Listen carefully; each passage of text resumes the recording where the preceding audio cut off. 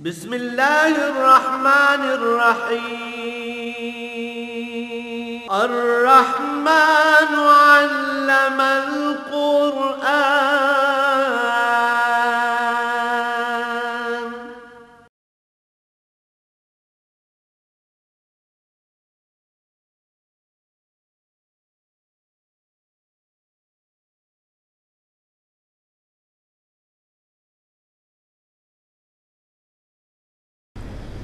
اعوذ باللہ من الشیطان الرجیم بسم اللہ الرحمن الرحیم اولم یعد للذین یرثون الارض من بعد اہلها ان لو نشاء اصبناهم بذنوبهم ونطبع على قلوبهم فهم لا يسمعون تلك القرى نقص عليك من انبائها ولقد جاءتهم رسلهم بالبينات فما كانوا ليؤمنوا بما كذبوا من قبل كذلك يطبع الله على قلوب الكافرين وما وجدنا لأكثرهم من عهد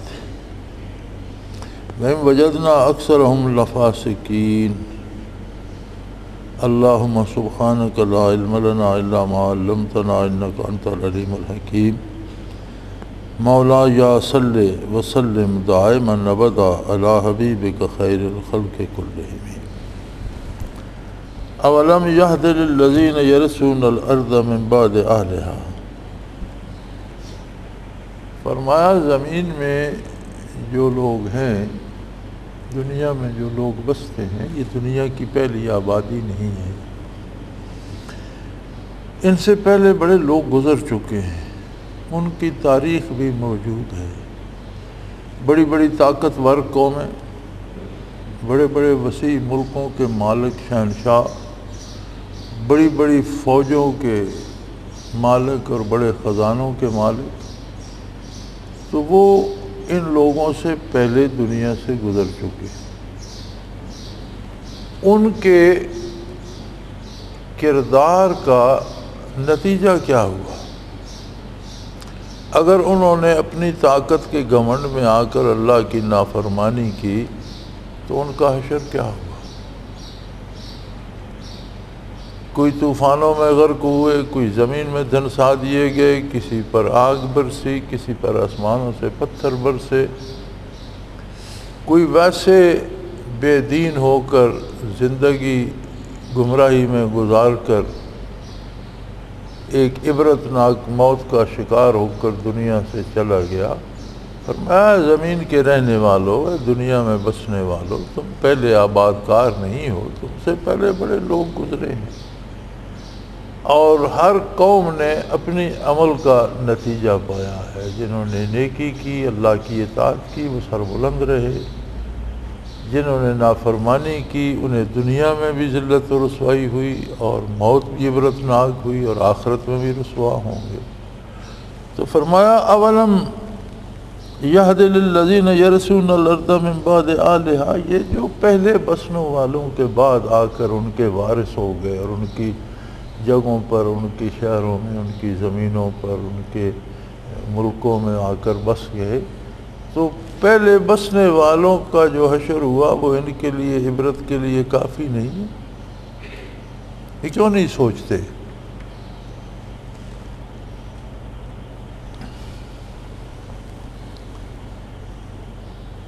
اللہ نشاء اصبناہم بذنوبہم، پہلوں کے جرائم جب ایک حد سے بڑھے تو ان پر اللہ کی گرفت آ گئی۔ اب آج کے باسی اگر برائی کرتے چلے جائیں گے تو آخر کب تک؟ اگر ہم چاہیں تو اسی وقت، اسی لمحے ان کو ان کے گناہوں کے بدلے پکڑ لیں، تباہ کر دیں، مصیبت بھیج دیں، بیماری بھیج دیں، تباہ ہو جائیں۔ اللہ بڑے کریم ہیں، ایک دم سے کسی قوم کو منحص القوم غرق نہیں فرماتے، ایک دم سے کسی قوم پر آگ نہیں برساتے، ایک دم سے کسی قوم کو زمین میں دھنسا نہیں دیتے، بلکہ اس پر چھوٹی چھوٹی آزمائشیں، عذاب کی کچھ جھلکیاں گرفت کے کچھ نمونے آتے رہتے ہیں. اگر ان میں کوئی ذرا ایمان و یقین کا باقی ہو تو انہیں توبہ نصیب ہو جاتی ہے. لیکن ایک مصیبت یہ ہوتی ہے کہ بعض گناہ ایسے ہوتے ہیں جن سے دلوں پہ مہر کر دی جاتی ہے، دل سیاہ ہو جاتی ہے. اب ہم اپنا حال دیکھیں. ہمارے لوگوں کو یہ بڑی حسرت ہے کہ جی مغرب والے اور اہل مغرب بڑے آسودہ حال اور بڑے خوش ہیں. یہ وہ غلط فہمی ہے جو ہمارے ہاں اکثر پائی جاتی ہے، لیکن ذرا ان لوگوں سے پوچھئے جو مغرب میں جاتے ہیں یا وہاں جا کر رہتے ہیں کہ وہاں کیا حشر ہے. مغرب میں تو انسانی زندگی انسانی لگتی ہی نہیں. شاید اتنی گری ہوئی زندگی کوئی جانور، کوئی کتا بلی بھی نہیں گزارتا ہوگا جتنی اہل مغرب کی. بہرحال جو وہاں پہنچتے ہیں انہیں سمجھ آ جاتی ہے کہ جتنا سہانا دور سے دکھائی دیتا ہے اتنا نہیں ہے. بہرحال ہم اپنی حال پہ غور کریں تو جو عذاب مکمل تباہی سے پہلے آتے ہیں ان میں ایک عذاب یہ ہے، اللہ کریم فرماتے ہیں اگر میں کسی قوم سے ناراض ہو جاؤں وَجَعَلَكُمْ شِيَعًا تو میں اسے بطور عذاب مختلف گروہوں میں بانٹ دیتا ہوں. گروہ گروہ ہو جاتے ہیں. وَيَذِيقَ بَعْضَكُمْ بَأْسَ بَعْضٍ پھر وہ گروہ ایک دوسرے کا گلا کاٹنا شروع کر دیتے، ایک دوسرے کو قتل کرتے ہیں، ایک دوسرے کو مارتے ہیں، اور ہر ایک سمجھ رہا ہوتا ہے کہ میں صحیح کر رہا ہوں، یہ اگلے کو مارنا ہی صحیح ہے. اگلے کا بس چلتا ہے تو وہ دوسرے کو قتل کرتا ہے اور وہ کہتا ہے کہ اس کا مارنا ہی علاج تھا، میں ٹھیک کر رہا ہوں. یعنی انہیں اپنی غلطی کا احساس بھی نہیں ہوتا. ہم اگر دیکھیں تو یہ عذاب ہم پر پوری طرح مسلط ہو چکا ہے. ہمارے سارے وسائل، ہمارے سارے حکومتی ذرائع، ہماری فوج، ہماری پولیس اس بات پہ لگی ہوئی ہے فوجی نیم فوجی ادارے دہشت گردی ختم ہو. اچھی بات، دھواں نہیں اٹھنا چاہیے، لیکن دھواں ختم کرنے کے لیے آپ دھواں اڑاتے رہیں گے یا جو نیچے آگ لگی ہوئی ہے اسے بجھائیں گے؟ اگر دھواں نہیں اٹھنا چاہیے تو آگ بجھا دو. جب آگ سرد ہو جائے گی دھواں خود ختم ہو جائے گا. دہشت گردی نہیں ہونی چاہیے تو اللہ پر ایمان لاؤ اور محمد الرسول اللہ صلی اللہ علیہ وسلم کی غلامی کا حق ادا کرو، اتباع کرو حضور کا، گناہ چھوڑ دو، برائی سے توبہ کرو. تو یہ دہشت گردی تو دھواں اٹھ رہا ہے، آگ تو ہم نے لگا رکھی. تو آگ نہیں بجھانا چاہتے، لوٹ مار نہیں چھوڑنا چاہتے، سود کھانا بند نہیں کرنا چاہتے، دھوکہ دینا بند نہیں کرنا چاہتے، اغوا اور ڈکیٹیاں بند نہیں کرنا چاہتے، دہشت گردی بند کرنا چاہتے ہیں جو اس کا نتیجہ ہے، جو ایک عذاب الہی کی صورت ہم پر مسلط ہے. قرآن کہتا ہے جعلکم شیعا، میں تم کو گروہوں میں بانٹ دوں گا. یہ عذاب ہے کہ میں تم کو مختلف گروہوں میں تقسیم کر دوں گا اور ہر گروہ دوسرے کو مارنا شروع ہو جائے گا. وَيَذِيقَ بَعْضَكُمْ بَأْسَ بَعْضٍ ایک دوسرے کے گلے کاٹو گے، ایک دوسرے کو قتل کرو گے. تو عذاب کا علاج صرف توبہ ہے. عذاب الہی دولت خرچ کرنے سے ٹلتا تو فرعون سے ٹل جاتا، عذاب الہی طاقت سے ٹلتا تو نوح علیہ السلام کی قوم سے، عاد اور سمود سے ٹل جاتا، بڑے بڑے طاقتور لوگ. عذاب الہی صرف توبہ سے ٹلتا ہے.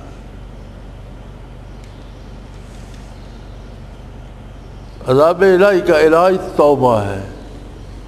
توبہ کرنے کی طرف ہم نہیں جاتے.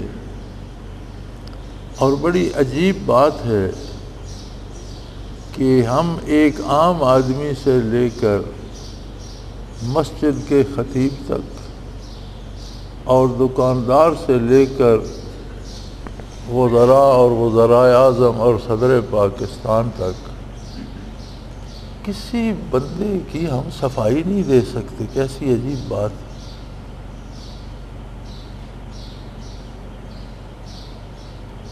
ہمارا تاجر طبقہ جو ہے ان میں اکثریت حاجی بھی ہے سارے، تو ہر سال 3 عمرے بھی کرتے، لیکن خریدار قابو آ جائے تو اس کی جیب کاٹ لیں گے، قیمت زیادہ لے لیں گے، چیز سستی دے دیں گے، کوالٹی کم کر دیں گے، وزن کم کر دیں گے، کہیں نہ کہیں سے ڈنڈی مار جائیں گے. پھر کیا فائدہ؟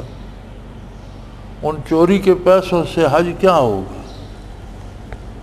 رشوت کے پیسوں سے کیا حج ہوگا؟ نبی کریم صلی اللہ علیہ وسلم کا ارشاد ہے کہ ایک شخص، حدیث شریف کا مفہوم ہے کہ ایک شخص دور دراز سے آئے گا، اس کا لباس آلودہ ہو رہا ہوگا، بال پریشان ہوں گے، چہرہ گرد آلود ہوگا، سفر کی تھکاوٹ اس کے چہرے سے عیاں ہوگی، اور سفر کی گرد سفر اس پر جمی ہوگی، اور بیت اللہ میں داخل ہوگا اور بڑے درد سے پکارے گا لبیک اللہم لبیک، لیکن اس کی پکار قبول نہیں ہوگی، اسے کوئی جواب نہیں ملے گا. عرض کی گئی یا رسول اللہ اتنی محنت کر کے آئے گا اور اللہ کو پکارے گا تو اللہ کی بارگاہ میں اس کی سنی نہیں جائے گی. فرمایا اس لیے کہ اس کا سفر خرچ حرام کا ہوگا، کھانا حرام کا ہوگا، لباس حرام کا ہوگا، لہذا اس کی آواز بارگاہ الہی میں نہیں سنی جائے. اب ذرا غور فرمائیں، جو سود لے کر جاتے ہیں، جو رشوت کے پیسے پہ جاتے ہیں، اور جو دھوکہ دے کر لوگوں سے ناجائز قیمتیں وصول کرنے والے تاجر ہیں، یا چیزیں روک کر مہنگا کر کے غریبوں کو مارنے والے لوگ ہیں، ذخیرہ اندوز ہیں، تو یہ 10 حج بھی کرتے رہے تو کیا فرق پڑتا ہے؟ سیر سپاٹا ہی ہے، آنا جانا ہی ہے، یا دنیا دیکھا یا لوگوں نے حاجی کہہ دیا. تو ہم بھی اب گلے گلے تک تو ڈوبے ہوئے ہیں. یہ صرف ہم پر، یہ صرف ایک عذاب نہیں ہے، متعدد عذاب ہے ہم پر. ایک اور عذاب الہی کا تذکرہ ملتا ہے قرآن میں کہ ہم اس کی روزی تنگ کر دیتے ہیں. معیشتاً ضنکا، یہ ایک عجیب عذاب ہوتا ہے. یعنی کسی کے پاس غلہ ہے ہی نہیں، وہ تو روزی نہ ہوئی. یہ عذاب ایسا ہوتا ہے کہ ہر چیز بازاروں میں بھری ہوتی ہے، سامنے پڑی ہوتی ہے، لیکن بندے کو نصیب نہیں ہوتی، قوت خرید کم ہو جاتی. یہ ہوتا ہے معیشتاً ضنکا، روزی تنگ ہو جاتی ہے. اب دیکھو بازار بھرے ہوئے ہیں چیزوں کے، ہم سے سبزی نہیں خریدی جاتی، پھل نہیں خریدے جاتے، آٹا نہیں خریدا جاتا، یا پیسے پاس ہوتے ہیں اور بازار میں دھکے کھا رہے ہیں، چینی دیتا کوئی نہیں. پیسے پاس ہیں، دھکے کھا رہے ہیں، کوئی آگے سے جنس ملتی نہیں، دیتا ہی کوئی نہیں. لائن میں کھڑے ہو جو سارا دن لائن میں کھڑے رہ کر شام کو گھر آ جاتے. ہر مہینے بل دیتے ہیں بجلی کا، اور پہلے سے زیادہ دیتے ہیں اور بجلی آتی ہے. کوئی وابڈا کو گالیاں دے رہا ہے، کوئی حکومت کو کوس رہا ہے، کوئی کسی کو، لیکن اصل بات یہ ہے کہ یہ بھی ہمارے جرائم کی ایک سزا ہے کہ شاید ہم توبہ کر ہی لیں.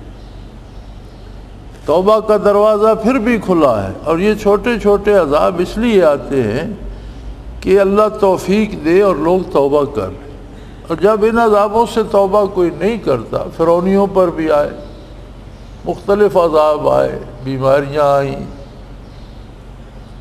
پانی خون ہو گیا. وہ پانی ہوتا تھا گھڑے میں، گلاس میں ڈالتے، جب ہونٹوں کی طرف لے جاتے تو خون ہو جاتا.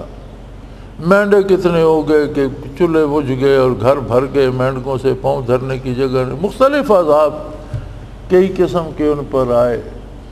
دریا خشک ہو گئے.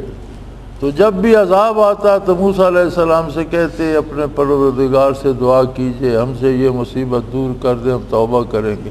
جب عذاب اٹھ جاتا تو پھر ویسے کہ ویسے. تو ہم اس وقت ایک نہیں، کتنی قسم کے عذابوں میں جکڑے ہوئے ہیں، اس لیے کہ وہ اللہ کریم چاہتے ہیں کہ ہم توبہ کریں، لیکن ہم ہیں کہ ہم آگے ہی آگے جا رہے ہیں۔ اور جب بندہ بہت آگے بڑھتا ہے تو دو میں سے ایک کام ہو جاتا ہے، یا تو یہ ہوتا ہے سبناہم بذنوبہم، ان کے گناہوں کی وجہ سے ان کو تباہ کر دیا جائے، غرق کر دیا جائے، ان پر ایک ایٹم بم پھینک دیا جائے، سارے بھسم ہو جائیں، زمین پھٹ جائے، اس میں سما جائے۔ یا پھر دوسرا یہ ہوتا ہے وَنَطْبَعُ عَلَىٰ قُلُوبِهِمْ، ہم ان کے دلوں پر مہر کر دیں، پھر پھرتے بھی رہے تو جانوروں کی طرح، گدھوں اور کتوں کی طرح پھرتے رہیں گے، موت آئے گی تو مر کے جہنم چلے جائیں۔ اچھا، بڑی عجیب بات، قرآن کریم کا انداز بڑا عجیب ہے۔ فرمایا نَطْبَعُ عَلَىٰ قُلُوبِهِمْ فَهُمْ لَا يَسْمَعُونَ، ہم ان کے دلوں پر مہر کر دیں اور انہیں کچھ سنائی نہ دے۔ یہ عجیب بات ہے، کافر بھی سنتا تو ہے، بات کرو تو سنتا تو ہے، دل پر مہر ہو جائے تو سنائی کیسے نہیں؟ سنائی نہ دینے سے مراد یہ ہے کہ اصل انسان ہے روح، روح کو غذا بھی چاہیے، دوا بھی چاہیے۔ اگر غذا اور دوا نہ ملے تو روح مر جاتی ہے، جس کی روح مر جائے وہ ایمان پہ نہیں رہتا، گمراہ ہو جاتا ہے، کسی نہ کسی گمراہ فرقے میں چلا جاتا ہے۔ اور یہ آپ دیکھتے ہیں کہ لوگ نیک گھرانوں میں پیدا ہوتے ہیں لیکن عقل بالغ ہونے کے بعد خود گمراہ فرقوں میں چلے جاتے ہیں۔ کیوں؟ دلوں پہ مہر ہو جاتی ہے، اور جو چیز روح کی غذا اور دوا ہے اس کے بارے انہیں کچھ سنائی نہیں دیتا۔ باقی آوازیں سنتے رہے، وہ تو کتا بلی بھی سنتا ہے، گائے بھینس بھی سنتی ہے، کوا چیل بھی سنتے ہیں آواز۔ اگر انسان نے بھی ایسی آواز سنی جیسے شور سنا تو کیا سننے کا مطلب تو یہ ہے کہ اس کی انسانیت کو اس سے فائدہ ہو، اس کی روح اس سے زندہ ہو، صحت مند ہو، طاقتور ہو۔ تو فرمایا عذاب کا ایک انداز یہ ہے کہ وَنَطْبَعُ عَلَىٰ قُلُوبِهِمْ فَهُمْ لَا يَسْمَعُونَ، ہم ان کے دلوں پر مہر کر دیتے ہیں، اور جب دل پر مہر ہو جائے تو پھر اللہ و اللہ کے نبی کے پیغام کی طرف سے بندہ بہرا ہو جاتا ہے، باقی سب کچھ سنتا رہتا ہے۔ پھر گانا بجانا سنیں، شور شرابہ سنیں،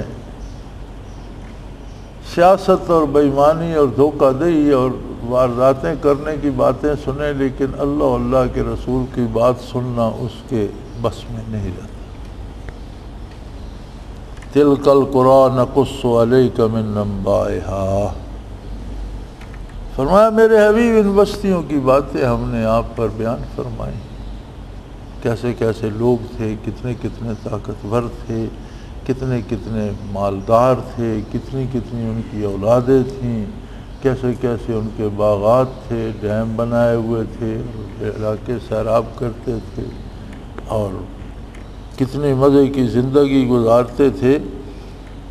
لَقَدْ جَاءَتْهُمْ رُسُلُهُمْ بِالْبَيِّنَاتِ، پھر ان کے پاس ہمارے پیغمبر واضح دلائل، معجزات، کتابیں، صحیفے، اللہ کا پیغام لے کر آئے کہ جس اللہ نے تم پر یہ رحمت کی ہے، تمہیں مال جان اولاد دیا ہے، یہ سرسبز کھیتیاں اور باغات عطا فرمائے ہیں، سہولتیں دی ہیں، اس کی عظمت کا اقرار کرو اور اس کا شکر ادا کرو اور اس کے بنائے ہوئے قاعدے کے مطابق زندگی گزارو۔ فما كانوا ليؤمنوا بما كذبوا من قبل، انہیں ماننے کی توفیق نہیں ہوئی چونکہ ان کے باپ دادا پہلے سے انکار کرتے چلے آ رہے تھے، انہوں نے اللہ و اللہ کے رسول کی نہیں مانی، اور وہ جو منکرین ان کے پیشوا اور ان کے جو باپ دادا تھے، آبا و اجداد تھے، ان کی بات مانی، ان کے پیچھے چلے، نہیں جی ہم نہیں مانتے۔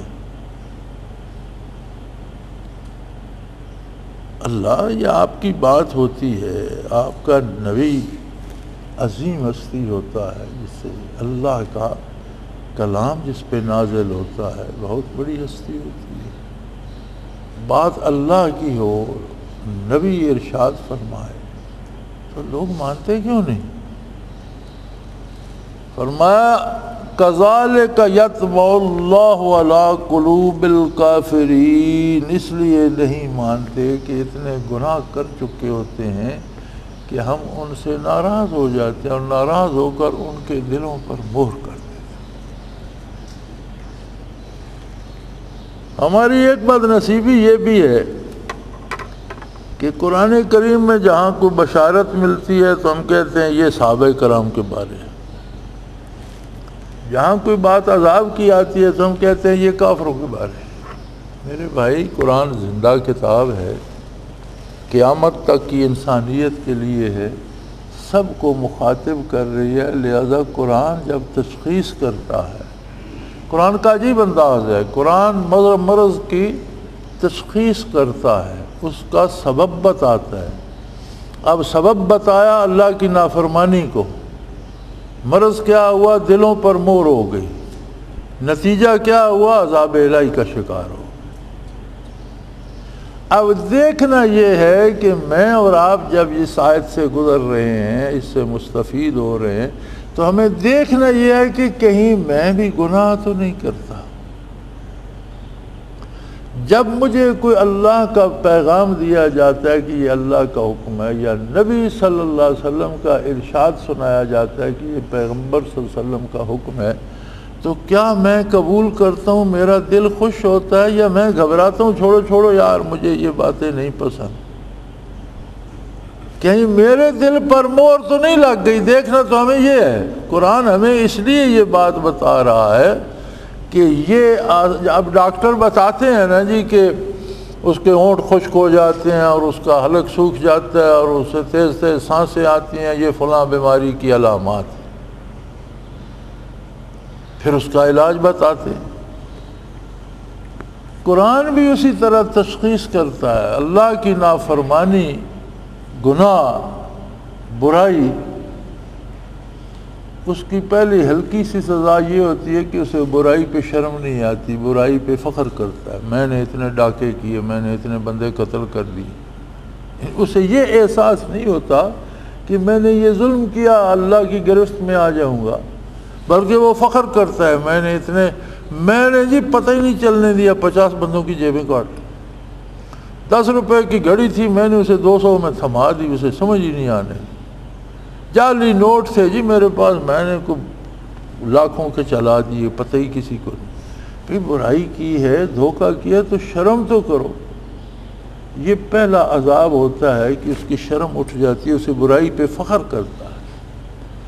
اگر یہ بڑھتا جائے تو پھر دلوں پہ مہر کر دی جاتی ہے، پر اسے اللہ اور اللہ کے رسول کی بات سنائی ہی نہیں دیتی۔ چھوڑو یار، کیا یہ مولویوں والی باتیں لے بیٹھے ہو، ہم نے دیکھا ہوا ہے نمازیوں کو بھی اور داڑھی والوں کو بھی، سب ایسے ہی ہوتے ہیں۔ فرمایا ہم نے لوگوں کو بہت نعمتیں عطا فرمائیں، پھر سب سے بڑی نعمت ان کے پاس اپنے پیغمبر بھیجے، انہوں نے ہماری ذات، ہماری صفات، ہماری پسند، ہماری ناپسند سے لوگوں کو آگاہ فرمایا۔ فما کانوا لیؤمنوا، وہ نہیں ماننے والے تھے، وہ مان کے دینے والے تھے ہی نہیں۔ بما کذبوا من قبل، اس لیے کہ وہ تھے ہی جھوٹوں کی اور کذابوں کی اولاد، وہ خاندانی طور پر ان میں وہ انبیاء کی تکذیب کی بیماری آ رہی تھی، ان کے باپ دادا بھی کفر کرتے مر گئے اور ان کی رگوں میں بھی کفر دسا ہوا تھا۔ کذالک یطبع اللہ علی قلوب الکافرین، یہ بڑی سخت سزا ہے جو کافروں کے لیے ہے کہ اللہ ان کے دلوں پر مہر کر۔ یعنی آدمی گناہ کرتے کرتے کرتے اگر اتنا بڑھ جائے کہ کفر میں چلا جائے تو اس کے دل پہ مہر کر دیتی ہے۔ دیکھیں نا، جہنم سے، دوزخ سے اللہ کریم جب ڈراتے ہیں تو فرماتے ہیں وہ عدت للکافرین۔ دوزخ کے عذاب بیان کرنے کے بعد فرماتے ہیں کہ بھئی یہ مسلمانوں کے لیے بنی نہیں ہے، بنی کافر، عدت للکافرین، یہ تو کافروں کے لیے بنی ہے، تم کافروں جیسے کام کر کے ادھر کیوں بھاگے جا رہے ہو؟ یہ تمہارا گھر تو نہیں ہے، تمہارے لیے تو ہے نہیں، تو تم وہ کام کر کے جو کافر کرتے ہیں، اگر اس طرح کے کام تم کرو گے تو پھر تم اس گڑھے میں جا گرو گے۔ بنا کافروں کے لیے تھا، پھر تمہارے مسلمان ہونے کا کیا فائدہ کہ تم بھی وہاں جا کر تم نے سر نکالا۔ یہاں بھی یہ ارشاد فرما رہے ہیں کہ اگر خدا نہ خواستہ تمہیں بھی اللہ اور اللہ کے رسول کی بات پسند ہی نہیں آتی، تو اس کا مطلب ہے کہ تم کہیں کفار میں داخل تو نہیں ہو گئے ہو۔ نام عبداللہ رکھو، نام غلام رسول رکھو، لیکن عمل اور ایمان اور عقیدہ اگر بگڑ گیا تو نام سے کیا ہوگا؟ تو مطلع فرمایا جا رہا ہے کہ انبیاء کا انکار جن کافروں نے کیا، وہ کافر بھی اتنے گناہگار تھے کہ اللہ نے ان کے دلوں پہ مہر کر دی۔ بے پناہ معجزات دیکھے انہوں نے، یعنی کیسی عجیب بات ہے کہ ابو جہل نے کچھ کنکریاں مٹھی میں چھپائی ہوئی تھیں، لی ہوئی تھیں، حضور صلی اللہ علیہ وسلم کو دیکھا تو کہنے لگا کہ بھئی آپ یہ بتا دیں کہ میری مٹھی میں کیا آیا تو میں مان لوں گا کہ آپ اللہ کے پیغمبر ہیں، آپ کو اللہ نے بتایا۔ اب یہ اس کے لیے بہت بڑی بات تھی کہ کہیں سے پتہ نہیں کہاں سے مٹھی میں بند کر کے لا رہا تھا، کیا خبر کسی کو مٹھی میں کیا ہے۔ تو اس نے کہا کہ اگر آپ مجھے یہ بتا دیں میری مٹھی میں کیا ہے تو میں آپ کو مان لوں گا۔ تو حضور نے فرمایا کہ میں بتا دوں مٹھی میں کیا، یہ تو ایک عام بات ہے، اگر جو کچھ تیری مٹھی میں ہے وہ بتا دے میں کون ہوں، تو پھر جو تو نے مٹھی میں چھپایا ہوا ہے اگر وہ یہ بتا دے میں کون ہوں، تو کنکریوں نے لا الہ الا اللہ محمد الرسول اللہ اس آواز سے پڑھا کہ کافروں نے بھی سنا۔ مولوی رومی فرماتے ہیں لا الہ گفت الا اللہ گفت، جوہر احمد رسول اللہ صفت۔ کنکریوں نے لا الہ بھی کہا، الا اللہ بھی کہا، اور محمد الرسول اللہ بھی کہا۔ علماء تفسیر فرماتے ہیں کہ بہت لوگوں نے لکھا ہے کہ کنکریوں کا کلمہ پڑھنا حضور کا معجزہ تھا۔ وہ فرماتے ہیں یار نہیں، تم نے بات نہیں سمجھی۔ پتھر، کنکر، کوئی بھی چیز ہے وہ اللہ کی تسبیح کرتی ہے، کلمہ پڑھتی ہے۔ وَإِن مِّن شَيْءٍ إِلَّا يُسَبِّحُ بِحَمْدِهِ۔ کنکریوں کا کلمہ پڑھنا تو ایک عام بات ہے، ہر کنکر پتھر کلمہ پڑھتا ہے۔ حضور کا معجزہ یہ ہے کہ کنکروں کی وہ آواز کافروں کو بھی سنا دی۔ کافر کی سماعت تو بند ہوتی ہے، ہم لا یسمعون، وہ تو بہرے ہوتے ہیں، لیکن معجزہ آقا نامدار صلی اللہ علیہ وسلم کا یہ ہے کہ کافروں کی سماعتوں کو بھی چند لمحوں کے لیے اتنا روشن کر دیا کہ انہوں نے پتھروں کی تسبیحات سن لی۔ ویسے کنکر پتھر ہر شے تسبیح تو پڑھ رہی ہے، ہم مومن ہیں تو ہمیں بھی سنائی نہیں دیتی، تو حضور نے توجہ کی تو کافر نے بھی سن لی کہ کنکر کلمہ پڑھ رہے۔ علماء فرماتے ہیں اصل معجزہ یہ ہے کہ کافر تو بالکل نااہل ہوتا ہے، تو مومن بھی، ہر مومن بھی سن نہیں سکتا کہ درخت کیا کہہ رہا ہے، پتھر کیا کہہ رہا ہے، گھوڑا کیا کہہ رہا ہے، بیل کیا کہہ رہا ہے۔ ہر چیز، ہر ذرہ، پتھر، پہاڑ، دریا، پانی، درخت، پتے، گھاس، جانور، پرند، چرند، اِن مِّن شَيْءٍ إِلَّا يُسَبِّحُ بِحَمْدِهِ۔ کائنات میں ایسی کوئی چیز ہے ہی نہیں جو اللہ کی پاکی بیان نہ کرتی ہو۔ اب اس کی آواز کس کو سنائی دے؟ چیونٹی نے بات کی چیونٹیوں سے، یا ایھا النملۃ ادخلوا مساکنکم لا یحطمنکم سلیمان وجنودہ وہم لا یشعرون۔ اے چیونٹیوں اپنے بلوں میں گھس جاؤ، سلیمان علیہ السلام کا لشکر آ رہا ہے، وہ تمہیں پاؤں کے نیچے رون دیں گے اور انہیں تو پتہ بھی نہیں چلے گا کہ تم نیچے آ گئی۔ فتبسم ضاحکا، تو سلیمان علیہ السلام نے تبسم فرمایا۔ اب جو چیونٹی سے بات کر رہی تھی، آپ ابھی بہت وادی سے دور تھے لیکن آپ نے چیونٹی کی بات سن لی، وہ تو اللہ کے نبی تھے۔ یہاں ابی جہل جیسا کافر تھا، فرمایا معجزہ حضور کا یہ ہے کہ اس کی سماعت کو بھی چند لمحوں کے لیے وہ جلا وہ خجلی کہ اس نے پتھروں کی بات سن لی، اور سن کر نتیجہ کیا ہوا؟ کہنے لگا بہت بڑا جادو ہے، پتھروں پہ بھی چل گئی، کمال ہے یار، حد ہو گئی۔ ایسا اس نے کیوں کہا؟ فرمایا کذالک یطبع اللہ علی قلوب الکافرین، کافروں کے دلوں پہ اللہ مہر کر دیتا ہے، انہیں بات سمجھ نہیں آتی۔ گناہ سے ڈرنا چاہیے، ہر گناہ مفضی الی الکفر ہوتا ہے، ہر گناہ کفر کی طرف ایک قدم ہے، اور کوئی مسلسل چلتا رہے تو ایک دن اس جگہ پہنچ جاتا ہے۔ روزانہ گناہ پہ گناہ، گناہ پہ گناہ کرتے رہو تو پھر آخر بندہ منزل پہ پہنچ جاتا ہے، اور وہاں پہنچ جائے تو مہر لگ جاتی ہے۔ اور فرمایا دوسری بات ان کافروں کی کیا ہے؟ وَمَا وَجَدْنَا لِأَكْثَرِهِم مِّنْ عَهْدٍ، ان کا کوئی عہد معاہدہ کوئی نہیں، یہ سخت جھوٹے ہیں، وقت پہ ایک وعدہ کر دیں گے، اپنا جب مطلب نکل جائے گا تو پھر بھول جائیں گے۔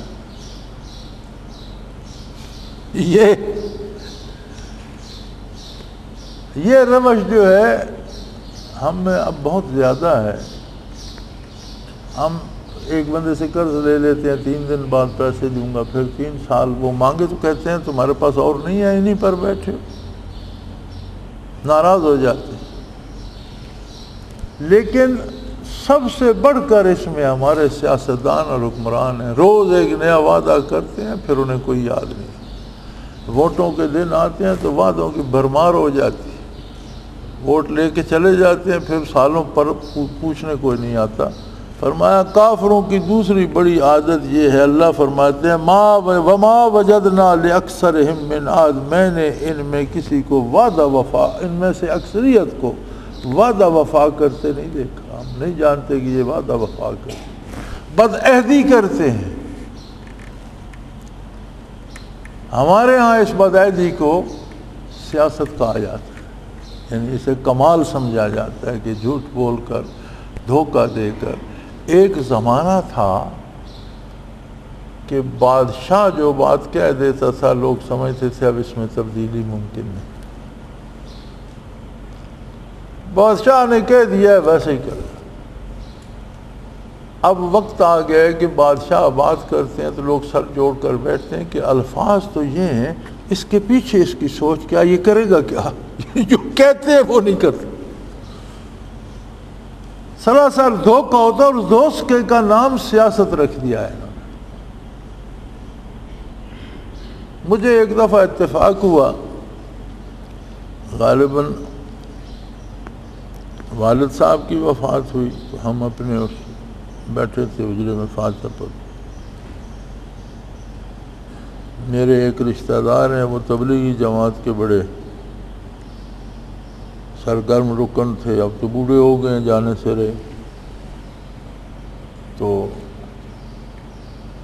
ہمارے ایک سیاستدان تھے، اب بھی ہیں، تو وہ پڑھتے رہے تھے سکول میں بھی اس دنوں سکول پڑھایا کرتا تھا، میرے وہ عزیز بھی سکول پڑھایا کرتے تھے، ہمارے وہ شاگرد بھی تھے۔ تو مہمانوں کو رخصت کرنے کے لیے میں گیا تو وہ ہیڈ ماسٹر صاحب بھی ساتھ تھے اور وہ سیاستدان بھی، تو انہوں نے اسے سیاستدان سے کہا کہ بھئی کل پرسوں تبلیغی اجتماع ہے رائے ونڈ 3 دن کا، اور میں جانا ہے تو تم میرے ساتھ چلو۔ اس نے کہا بالکل جی، آپ جائیں گے تو میں آپ کے ساتھ جاؤں گا۔ طے ہو گیا جی، وہ اپنی گاڑی میں بیٹھ کر چلے گئے، کچھ اور مہمان تھے وہ اپنی گاڑیوں میں بیٹھ کر چلے گئے، تو سیاستدان تو میرے ساتھ واپس حجرے کی طرف فاتح کی طرف چلا۔ تو میں نے اس سے پوچھا یار تم جاؤ گے رائے ونڈ؟ کہنے لگا میرے پاس کہاں فرصت ہے۔ تو میں نے کہا اتنا یقین اسے دلا رہے تھے اور اتنی پکی بات، کہتا یہی تو سیاست ہے۔ اس کا مطلب اگر یہ سیاست ہے تو اس آیت کا ترجمہ یہ ہوگا ما وجدنا لأکثرہم من عہد، ہم نے ان میں سے اکثر کو سیاست دان پایا ہے۔ اب پھر تو آیت کا ترجمہ یہی ہوگا نا، اگر سیاست جھوٹ کا نام ہے، وعدہ خلافی کا نام ہے، تو پھر تو یہ کافروں کی بہت بڑی عادت ہے جو اللہ نے شمار کی ہے کہ ان پر عذاب آنے کی اور ان کے دل پر مہر لگنے کی ایک بڑی وجہ یہ ہے کہ یہ ہر وعدہ توڑتے ہیں، وعدہ خلافی کرتے ہیں، جھوٹ بولتے ہیں، دھوکہ دیتے ہیں۔ ان وجدنا اکثرهم لفاسقین، اور دوسری بات یہ ہے کہ ان کی اکثریت گناہ کرتی ہے، یعنی یہ مفت میں کافر نہیں ہو گئے اور مفت میں ان کے دلوں پر مہر نہیں کر دی گئی۔ انہوں نے جو وعدے کیے ان میں جھوٹ بولا، تجارت کی تو قیمت کم تھی زیادہ بتائی، جھوٹ بولا، چیز گھٹیا دی تعریف زیادہ کی، جھوٹ بولا، دھوکہ دیا۔ ایک تو ان میں جھوٹ بولنے کی عادت تھی، دوسرا یہ تھا کہ ان وجدنا اکثرهم لفاسقین، ان کی اکثریت جو ہے وہ نافرمان تھی، گناہ کرتے تھے، اللہ کے رسول کی نافرمانی کرتے تھے۔ یہ زندگی کو اپنی سمجھ کر، مال کو اپنا سمجھ کر، زمین جائیداد کو اپنا سمجھ کر اپنی پسند سے ہر کام کرنا چاہتے تھے، حالانکہ زمین بھی میری ہے، مال بھی میرا ہے، اولاد بھی میں نے دی ہے، کائنات کی ہر نعمت میں نے تمہیں بخشی ہے اور اسے استعمال کرنے کا حق تمہیں دیا ہے، جیسے میں کہوں ویسے استعمال کرو۔ استعمال سے نہیں روکا، لیکن استعمال کا طریقہ اور سلیقہ عطا فرمایا۔ اگر وہ طریقہ اور سلیقہ چھوڑ دو گے تو وہ فسق ہو جائے گا، جرم ہو جائے گا، گناہ ہو جائے گا، اور گناہ مسلسل کرتے رہو گے تو فرمایا دلوں پر مہر کر دوں گا، اور پھر کوئی دوا کارگر نہیں ہوگی۔ پھر تمہیں مولوی اور پیر کیا، پھر تمہیں نبی اور رسول بھی سمجھاتا رہے تو تمہارے پلے کچھ نہیں پڑے گی، دلوں پر مہر ہو جائے گی، تمہیں اچھی بات سنائی ہی نہیں دے گی۔ تو اس ساری بحث کا حاصل یہ ہے کہ قرآن زندہ کتاب ہے، جب تک دنیا قائم ہے اسی کتاب پہ عمل ہوگا، عقیدہ بھی اسی کے مطابق ہوگا، کردار بھی اسی کے مطابق ہوگا۔ اب ہمیں دیکھنا یہ کہ ہم تو جھوٹ نہیں بولتے، ہم تو جھوٹ بول کر اپنی چیزیں نہیں بیچتے، ہم تو غلط تنخواہ نہیں لے رہے کہ کام کم کرتے ہیں تنخواہ پوری لے لیتے ہیں، بے ایمانی کرتے ہیں، ہم تو رشوت تو نہیں لے رہے، کہیں ہم سود تو نہیں کھا رہے، ہم لوگوں سے دھوکہ کر کے جھوٹ بول کے ان کا مال، ان کی عزت پامال تو نہیں کر رہے، جھوٹ بول کر ووٹ لے کر ان کے حقوق غصب تو نہیں کر رہے۔ اور اگر ہم میں بھی یہی باتیں ہیں تو خطرہ ہے کہ پھر دلوں پر مہر نہ لگ جائے، اور جب دلوں پر مہر لگ جاتی ہے تو پھر اس کے مظاہر دیکھنے میں آتے ہیں کہ دنیا کی تعلیمات حاصل کر لی، بڑے بڑے درجے پا لیے، مرکز کے وزیر بن گئے، لیکن جب صرف سورہ اخلاص پڑھنا پڑی تو نہیں، ایک کمال ہے نا، اس سے بڑی دل پر مہر کی کیا بات، کیا ثبوت ملے کہ سب سے چھوٹی سی صورت ہے، میرے خیال اس سے چھوٹی سورہ کوثر ہی ہے، تو چھوٹی سی صورت ہے، اب وہ بھی نہیں آ رہی۔ اب یہ سورہ اخلاص ایسی صورت ہے کہ عام ان پڑھ دیہاتی، مرد، عورت، بچے، بوڑھے سب نے یاد کی ہوتی ہے، نماز میں پڑھتے ہیں۔ اب جن بندوں کی عمریں 50-60 برس ہیں، وفاقی وزیر ہیں، اور انہیں سورہ اخلاص نہیں آتی، اس کا مطلب ہے کبھی زندگی میں انہوں نے نماز پڑھی ہی نہیں۔ سورہ اخلاص نہیں آتی تو نماز کہاں آتی ہوگی بھائی؟ تو اگر زندگی میں کسی نے ادا کرنا ایک اور بات ہے، سیکھی ہی نہیں تو پھر اس پہ دل پہ مہر ہی ہے، اور تو کوئی وجہ نہیں ہو سکتی کہ مسلمان گھر میں پیدا ہوا، مسلمان ماں باپ نے اسے پالا پڑھایا، وہ پڑھ گیا، لکھ گیا، دنیا کی علوم حاصل کر گیا، اور کمال ہے اسے یہ چند لفظ نہیں آتے قرآن کے، اور ہم اس کی عیاری بھی دیکھ اور میری سادگی میری بھی دیکھ، اس کی یاری بھی دیکھ اور سادگی میری بھی دیکھ. میں ہوا کافر تو وہ کافر مسلمان ہو. ان کا یہ عالم ہے اور ہماری سادگی یہ ہم کہتے ہیں یہ اسلام نافذ کریں گے. یہ ہم اس پہ خوش ہیں کہ یہ انصاف کریں گے. ہم ان کے پاس درخواستیں لے جاتے ہیں کہ یہ عدل کریں گے. کمال ہے. یعنی ان کی عیاری کی بھی حد ہے اور ہماری سادگی کی بھی حد ہے. تو اللہ ہمیں بھی ہدایت دے اور اللہ ان حکمرانوں کو بھی ہدایت دے اور اللہ ہمیں قرآن کے آئینے میں خود کو دیکھنے کی توفیق دے. ہم دوسروں کو دیکھتے ہیں. جو بھی ہمارا نعرہ ہے نا اسلام نافذ کرو، وہ کہتا ہے دوسروں پہ کرو، مجھے چھوڑ دو، میرا جو جی چاہے کروں. خود نماز پڑھے نہ پڑھے، خود حرام کھاتا رہے، خود جھوٹ بولتا رہے گا، اسلام نافذ کرو. بھائی خدا کے بندے، یہ 4.5 ہاتھ کا جو وجود ہے، یاد رکھیں یہ ایک قانون ہے طب کا کہ ہر بندے کا قد اس کے اپنے 4.5 ہاتھ ہوتا ہے. جو کونی سے ہاتھ تک کا پیمانہ ہے نا، یہ ہر بندے کا قد 4.5 ہاتھ ہوتا ہے اس کے اپنے ہاتھ کے اعتبار سے. تو 4.5 ہاتھ کا جو یہ وجود ہے اور یہ 4.5 ہاتھ خطہ زمین تمہیں چاہیے اس کو چھپانے کے لیے، اس پر تم نے اسلام نافذ کر دیا کہ اتنے بڑے ملک پر اسلام کی نفاذ کا مطالبہ کرتے. تو اگر یہ نہیں کر سکے تو دوسروں سے یہ امید رکھنا فضول ہے کہ وہ پورے ملک پہ کر دیں. اور اگر اللہ ہمیں توفیق دے اور ہم توبہ کریں اور ایک ایک بندہ توبہ کر کے نیکی کی طرف آنا شروع ہو جائے تو پورے ملک کی اصلاح ہو سکتی. لیکن ہم دوسروں کی اصلاح کی فکر میں رہتے ہیں. ہم تبلیغی چلہ لگا کے آ جاتے ہیں کہ جہاں جہاں تبلیغ کی وہ لوگ نیک ہو جائیں گے، آ کے اپنے کرتوت وہی ہوتے ہیں، خود تبدیل نہیں ہوتے. اس کا تو کوئی فائدہ نہیں. پہلی کوشش اپنی ذات سے شروع کرو.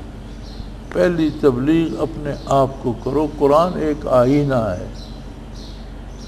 اس آئینے میں اپنی تصویر دیکھو. جہاں جہاں کوئی سیاہی ہے، جہاں جہاں گناہ ہے، جہاں جہاں غلطی ہے، کوتاہی ہے، اس کی اصلاح کرو. اللہ سے توفیق طلب کرو. اللہ سے گزارش کرو، یا اللہ میں کمزور ہوں، نہیں کر سکتا، تو توفیق عطا فرما. اللہ کریم توفیق عطا فرما دیں گے. یہ تو بڑا آسان کام ہے. اللہ کریم کی رحمت بہت وسیع ہے اور کوئی ایسا گناہ نہیں جو اس کی رحمت کو عاجز کر سکے. جتنے گناہ ہم کر چکے ہیں سب کا علاج توبہ ہے. ہاں توبہ خلوص سے ہو. عقیدہ درست کرو. اللہ کو ایسے مانو جیسے محمد رسول اللہ صلی اللہ علیہ وسلم منواتے. کام اس کو صحیح کہو جسے اللہ کا رسول درست فرماتا ہے، اور جسے اللہ کا رسول غلط کہتا ہے اسے غلط مانو. صحیح کرو، غلط سے بچنے کی کوشش کرو. اللہ مجھے، آپ کو، ہم سب کو، تمام مسلمانوں کو توفیق عطا فرمائے. وآخر دعوانا ان الحمدللہ رب العالمین. اللہ اللہ اللہ اللہ اللہ اللہ اللہ. حضرت امیر محمد اکرم آبان مد ظلہ العالی دارالعرفان منارہ ضلع چکوال میں سالہ سال سے قرآن و حدیث کے اوپر خطابات کر رہے ہیں اور سلسلہ نقشبندیہ اویسیہ کے مطابق لوگوں کو ذکر الہی کی تربیت دے رہے ہیں. وہ قرآن پاک کی تفسیر ترتیب وار بیان کر رہے ہیں. تفسیر قرآن کو وہ موجودہ ملکی اور بین الاقوامی حالات کے مطابق بیان کرتے ہیں. موٹر وے سے کلر کہار کے انٹرچینج سے نکلتے ہوئے کلر کہار کی جھیل سے ہوتے ہوئے میانی، بوچھال اور نور پور سے گزرتے ہوئے دارالعرفان منارہ پہنچ سکتے ہیں. حضرت امیر محمد اکرم آبان نے بچیوں اور بچوں کی دینی اور دنیاوی تعلیم کے لیے سقارہ اکیڈمی کے نام سے ایک درسگاہ بھی قائم کی ہے، جس کا افتتاح ملک پاکستان کے صدر جنرل محمد ضیاء الحق نے اپنے دست مبارک سے کیا تھا. وہ تمام احباب جو اسلام کی طلب رکھتے ہیں ان سے گزارش ہے کہ دارالعرفان منارہ ضلع چکوال میں امیر محمد اکرم آبان صاحب کے خطابات سے مستفید ہوں۔ وہ ہر جمعے کو نماز سے پہلے بیان فرماتے ہیں۔ ہر ماہ کی پہلی اتوار کو ماہانہ اجتماع ہوتا ہے جس میں آپ خصوصی خطاب فرماتے ہیں اور پاکستان کے چاروں صوبوں سے احباب اس اجتماع میں شرکت کرتے ہیں۔ اس کے علاوہ یہاں سال میں 2 مرکزی اجتماعات بھی ہوتے ہیں، ایک رمضان المبارک میں اعتکاف کا اجتماع اور دوسرا جولائی اور اگست میں 40 دن کا اجتماع ہوتا ہے جس میں روحانی تربیت کی جاتی ہے۔ اپنا خون سیماب دے کر اتنا ہم کر جائیں گے، نام آقا کا چمن میں پھر رقم کر جائیں گے۔